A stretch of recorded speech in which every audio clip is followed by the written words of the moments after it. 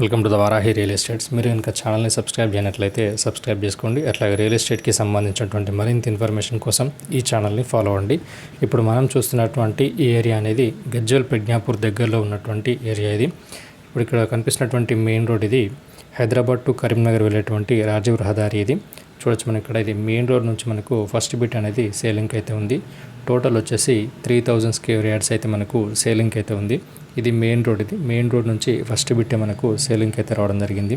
ఈ ల్యాండ్ ఉన్నటువంటి లొకేషన్ నుండి మనకు గజ్వేల్ అనేది 5 కిలోమీటర్ డిస్టెన్స్లో ఉంటుంది. అట్లాగే ప్రజ్ఞాపూర్ అనేది 3.5 కిలోమీటర్ డిస్టెన్స్లో ఉంటుంది.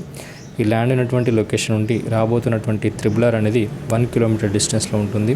ఈ ల్యాండ్ ఉన్నటువంటి లొకేషన్లో చుట్టూ కూడా మనకు వెంచర్స్ అయితే ఏర్పాటు చేయడం జరిగింది.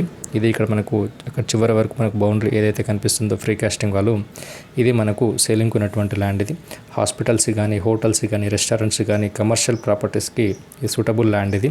అట్లాగే గజ్వేల్ ప్రజ్ఞాపూర్కి అతి సమీపంలో ఉన్నటువంటి ల్యాండ్ ఇది. మనకు ఈ ల్యాండ్ ఉన్నటువంటి లొకేషన్ నుండి షామీర్పేట్ ఓఆర్ఆర్ అనేది 30 కిలోమీటర్ డిస్టెన్స్లో ఉంటుంది. అట్లాగే జేబీఎస్ అనేది 50 కిలోమీటర్ డిస్టెన్స్లో ఉంటుంది. ఈ ల్యాండ్ రేట్ వచ్చేసి 25,000 పర్ స్క్వేర్ యార్డ్ అయితే వాళ్ళైతే చెప్తున్నారు. సెట్ బ్యాక్ మిడిల్ నుంచి 150 మీటర్స్ వరకు అయితే తీసుకోవడం జరిగింది.